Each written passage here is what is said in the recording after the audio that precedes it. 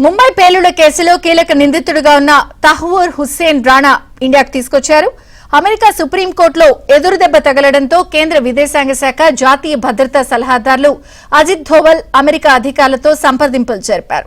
దీంతో వెంటనే ప్రత్యేక విమానంలో ఢిల్లీకి తరలించారు. కొద్దిసేపటి క్రితమే ఢిల్లీ శివారు పాలెం ఎయిర్పోర్టులో విమానం ల్యాండ్ అయింది. తహ్వూర్ కు రాణాకు ఎయిర్పోర్టులోనే వైద్య పరీక్షలు నిర్వహించారు.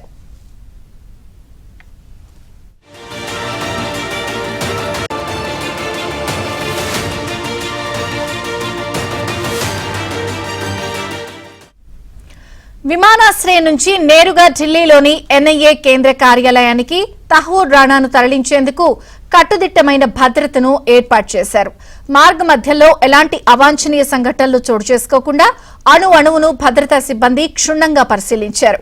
ఎన్ఐఏ కార్యాలయంలో విచారణ తర్వాత నేరుగా పాటియాలా కోర్టులో తహ్వూర్ రాణాను హాజరుపరచనున్నారు. ఆ తర్వాత తీహార్ జైలుకు తరలించనున్నారు.